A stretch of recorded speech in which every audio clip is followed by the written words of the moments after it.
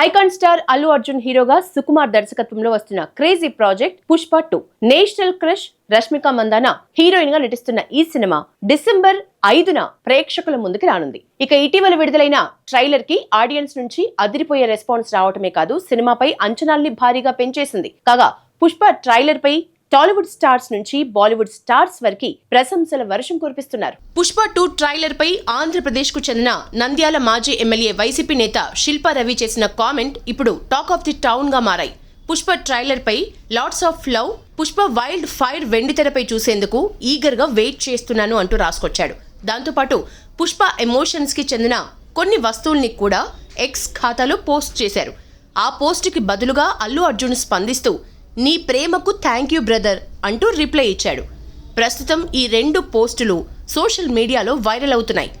ఇక 2024 ఆంధ్రప్రదేశ్ ఎన్నికల్లో శిల్పా రవి కోసం నంద్యాల వెళ్లటంతో అల్లు వర్సెస్ మెగా ఫ్యాన్స్ మధ్య వివాదం రాజుకున్న సంగతి తెలిసిందే.